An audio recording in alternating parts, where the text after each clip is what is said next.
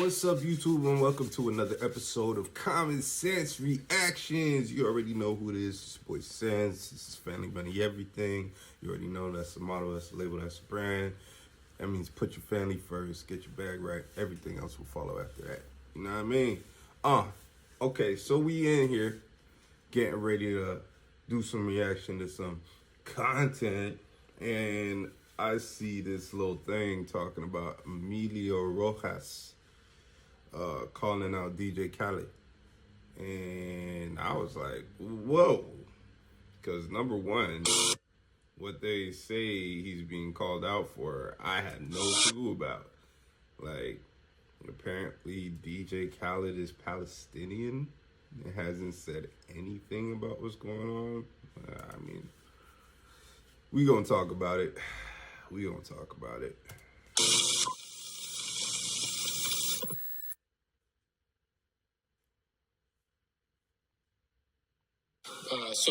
So you got the album out now. Rock album coming soon. Rock single. I don't know. Whenever it's done, yeah. Who you working with on that? So I got my homeboy Chris on the drums. He played drums in Good Charlotte. My homeboy Ricky on the guitar. He plays guitar in a band called Ice Nine Kills. And then my homie Ronnie, he plays bass for a band called Mammoth. And then the homie Alec, who co-wrote it with me, who's like a super dope producer. Oh. Yeah, it's dope. It's like you said, like Rage Against the Machine. It's some Rage Against the Machine shit. The only person that I recognized, or the name that I recognized, was Good Charlotte. I used to be a little, all right, let me be honest.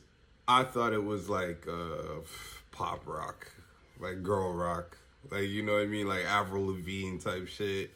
Like, it's not real rock. You know what I mean? I'm a real rock head, like, you know what I mean? Silverchair, Nirvana, Blink-182. Oh, I guess alternative more than rock. Like, you feel me? But like, I considered myself a rock head when I was younger. You know what I'm saying? So like, my sister now, she was a big fan of Good Charlotte, and I was like, man, these fake ass punk rockers, like, you know what I mean? I felt offended that they existed, but they had some solid songs, bro. I ain't gonna lie. Hold on when you feel like letting go. Hold on, it gets better than you know. Hold on. It had some shit. Feel like very comfortable in this political space. I feel like that's like my strength, and I strayed from it for too long. Yeah, we need to get more political music right now. It's time, dude. It's like, and like, dude, listen, I'm talking about motherfuckers gotta fucking just not be. We gotta stop carrying the fucking water for the left, dog. Motherfuckers gotta start calling out both sides, bro. Like, I feel like hip hop has been just. Shit, like, man, I feel like you want to talk about people being pussy. Rappers are. Hip hop has definitely been guac 3000. Yo, you know what I mean? Hawk to it on the whole Democratic Party, bro. And it's a little crazy, bro. But, you know, people will do anything for a bag, right? So. Are pussy. They don't want to rock the boat, for sure. You know, nobody wants to speak out. Like, look at what's happening in Gaza, right? Nobody said shit. There's nobody. Specifically, I mean, the biggest rapper in the world is Jewish. He's part Jewish. Drake? Yeah. He's the only one who signed the ceasefire agreement. Oh, he did? He did. Oh, fuck. What about the other guy, the DJ? The Khaled song. Oh, Khaled? Dude, Khaled's a fuckboy. He's Palestinian. He's Palestinian posting. I saw yesterday he was posting fucking his refrigerator full of ice cream. You fat fuck. While people are starving. You fat fuck. You fat fuck. I just think that they'd be. Whoa! This nigga said, I seen him posting yesterday his refrigerator full of ice cream. You fat fuck. You fat fuck. Yo, that's disrespectful, bro. Oh my God. Oh my God. Yo, EMILIO, what is wrong with you, dog? Yo, first of all, this is the first time I'm ever hearing of EMILIO Rojas. I have no idea who this nigga is, but like, He is greasy, bro. I did not know Khaled was Palestinian, but there's two types of artists. There's artists that are allowed to be real, and then there's artists that aren't. You know what I'm saying? You're never going to hear Drake say anything about any struggles taking place in the black or Jewish community. You're never going to hear Khaled saying anything about any struggles taking place in any community either. They just want to sell records and be millionaires. That's their thing. Like, they don't deal with, like, real life issues. That's just not what they do. They don't want to do that. They want to stay far away from that so that they can have all the sponsorships from anywhere that wants to sponsor them. You know what I mean? You take a stand on something and you lose something. And that's why people don't want to take a stand. Like, you know what I mean? You'll lose things. I'm no different. I don't talk about political stuff anymore because every time I do, YouTube squashes my algorithm. And I guess one of the biggest desires in humanity is survival and growth. You know what I'm saying? I'm just trying to think of whether I want to just keep on talking or, you know, play. Because I have so many ideas on this, but y'all keep on telling me I stopped the video so much. But fuck y'all, bro, actually. You know what I'm saying? Because this is my channel. Y'all not gonna fucking control me on my shit, bro. Fuck y'all. Anyhow,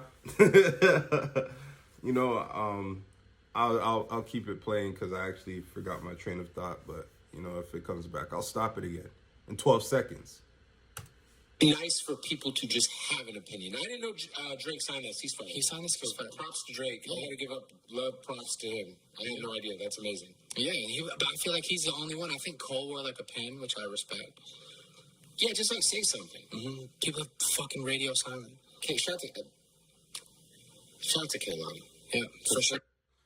I wonder if Khaled's lost any family in this war, like, you know, cousins, brothers, uncles, anybody who he wasn't able to bring over from Palestine. I wonder how many people he's lost. I wonder how many phone calls he gets on a daily basis. I wonder what his inner pain is like.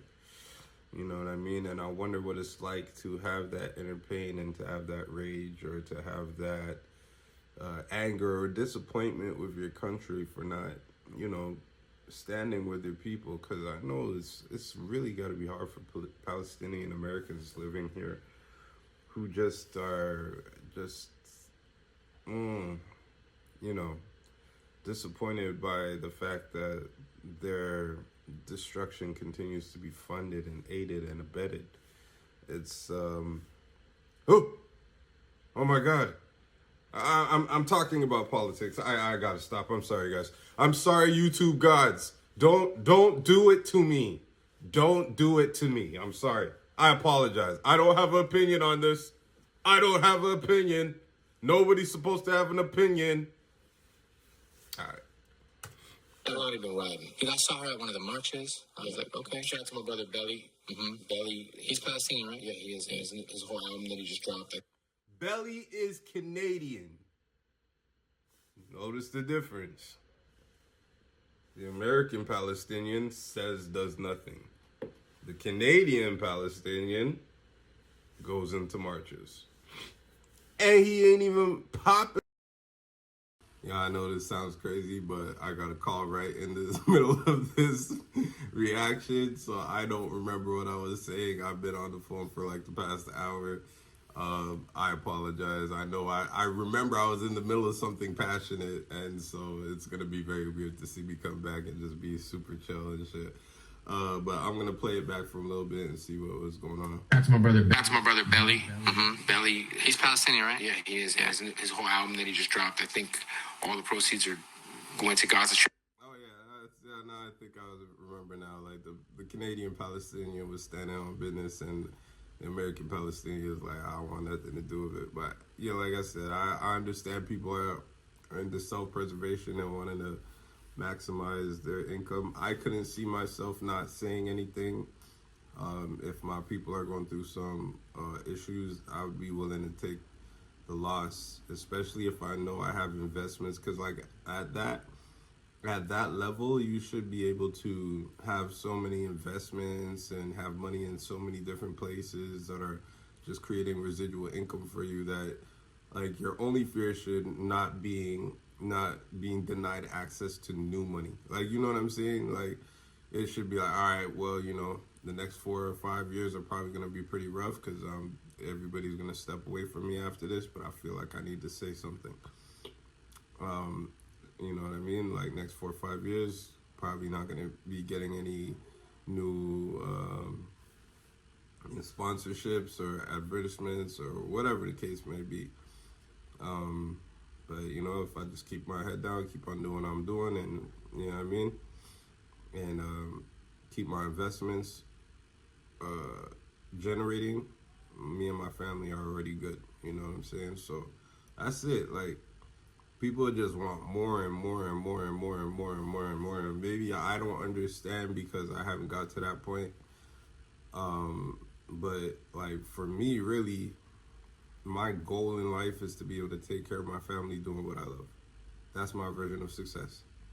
You know what I'm saying? And once I get to the point where I have enough investments to do that, I don't care about additional income. If additional income comes in, which I'll always be working towards, cool. But if like I have to stop being myself or representing for who I am in order to gain access to that additional income, I'm super smooth. Like, that's not gonna happen. Like, if my house is already covered because of my investments, my kids' school is already covered because of my investments, everything's covered. I don't have no problem living in my fucking 10-bedroom mansion and not being able to buy a new car for the next 10 years. Like, that's fine. Like, how much do you need, really?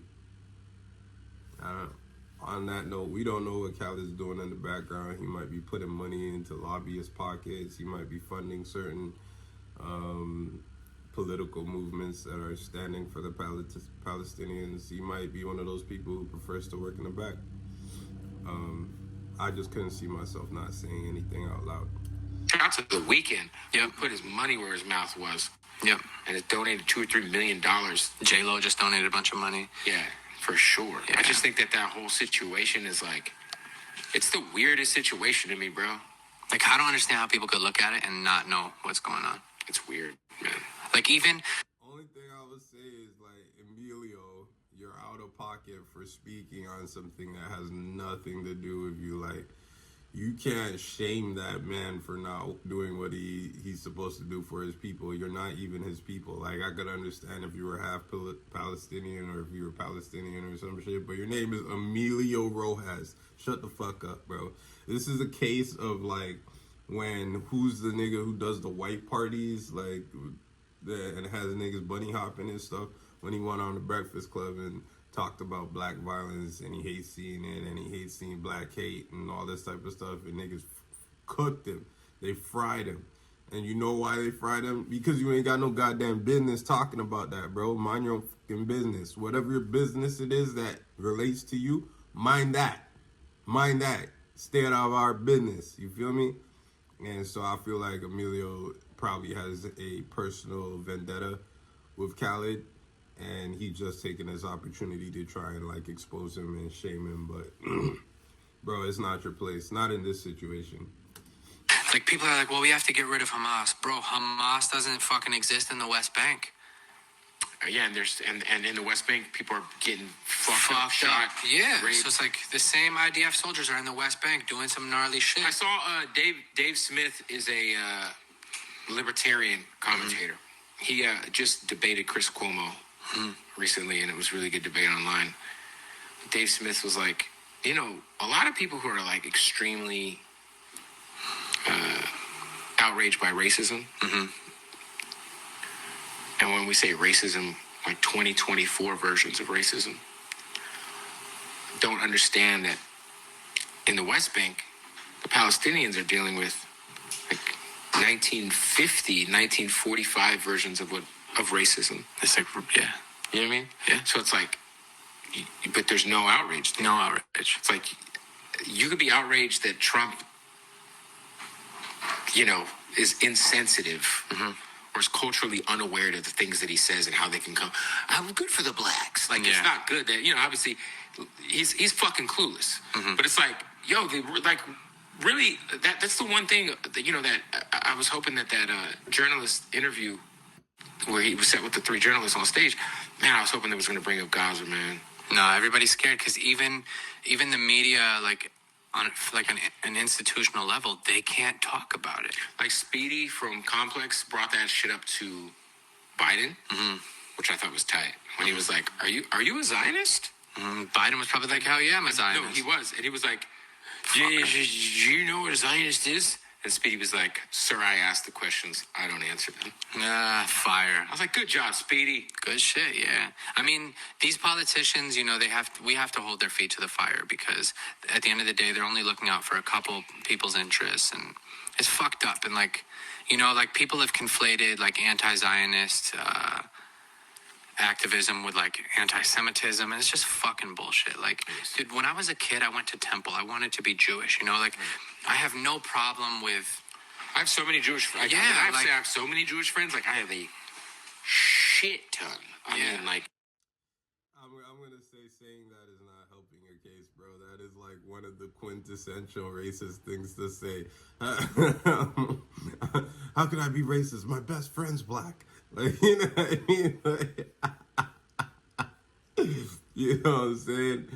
I get what they're saying though. Like, the two issues often get conflated, and it's intentional, and it's genius because, like, you know, if you know that your people have undergone a horrific event that nobody can even object to, like it was hands down a horrific event, you know, like slavery or the Holocaust or whatever. If you're organized enough, you can leverage that pain and that suffering into a gag order, like an effective gag order on the rest of the world. Anytime somebody says anything remotely critical of anything you're doing, you just say is anti-Semitic. Oh, this sounds like Hitler. This sounds like Hitler. This is how Hitler used to talk before he did what he did. And people are going, okay, but there's nuance to the situation. It's like, we aren't Hitler. We're not saying all Jews need to go. We're saying the structure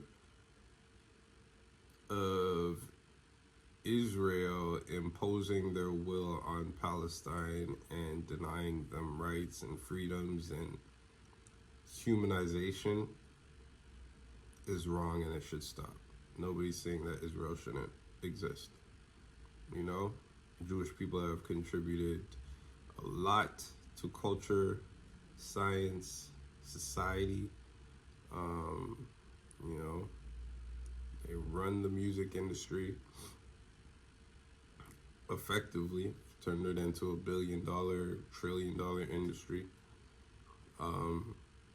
Everybody has their contributions in society, man. I love everybody equally. I care about everybody equally. I may express. Okay, let me not lie. I care about everybody almost equally. I definitely have a deeper affinity to the struggle of my own people. And that's because I'm directly connected to it, and that's natural.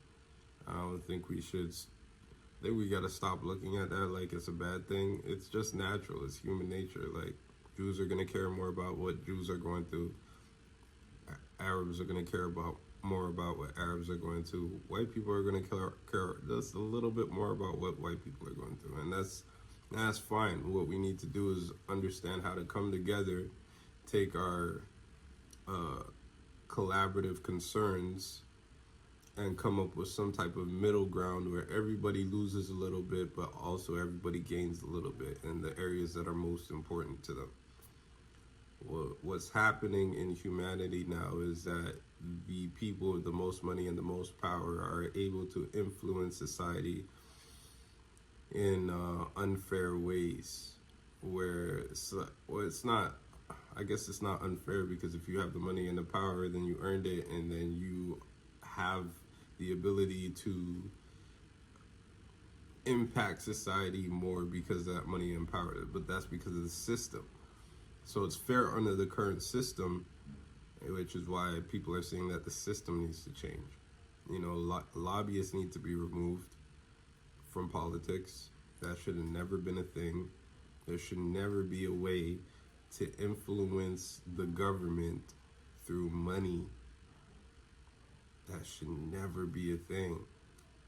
It's basically legalized corruption. Sure, these lobbyists got to register and they got to identify what they're doing and stuff like that, but it's not stopping them from doing anything, the harmful things that they're doing, like Big Pharma, you know, and I don't know what the Jewish one is called. I think it's called APAC or something. Anyhow, you know, these organizations and lobbyists are constantly and consistently affecting politics in ways that negatively affect the general population. And so if things were fair, then everything would be done by vote or constituents, like the people that local populations elect into office to represent them. And it would be nothing more than that, what those people want from that representative. It would never be about what some billion-dollar corporation pushed into somebody's pocket for their next election cycle. You know what I mean? We're living in a very dark world, man. You know what I'm saying? And it's hard not to get depressed and down about it, because it feels like there's nothing you could do. You feel me? When you care deeply about people and things going on in the world, if you're an empath like I am, if you have a deep amount of empathy for humanity, it makes these things very, very difficult to deal with emotionally, because you just can't understand why people can't, you know, display care, you know. Man, like how do you look at people like running around in sandals, like fucking throwing like, you know, Molotov cocktails at, like, how do you look at that like it's a fucking like an army, or like it's just the way I look at it, right, is like you have to be absolutely ridiculously unrealistic to think that the current approach isn't creating 1,000 more Hamases and 1,000 more like, dude, if someone murdered my family, my little sister, my mom, I would make it my life's mission to avenge them. Yeah. In whatever way humanly possible. And I feel like that has been the United States for what we've done to Iraq. Yep.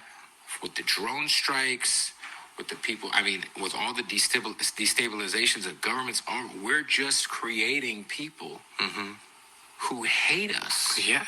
And we can call them terrorists all we want. But to us, or to them, we are the terrorists. For sure. For sure. And so it's like, you know, Belly's got a line in his LA Leakers freestyle that always stuck with me. He said, a hero villain is all perspective. And it is, man. It's like, yeah. It's like, dog, like, at the end of the day, man.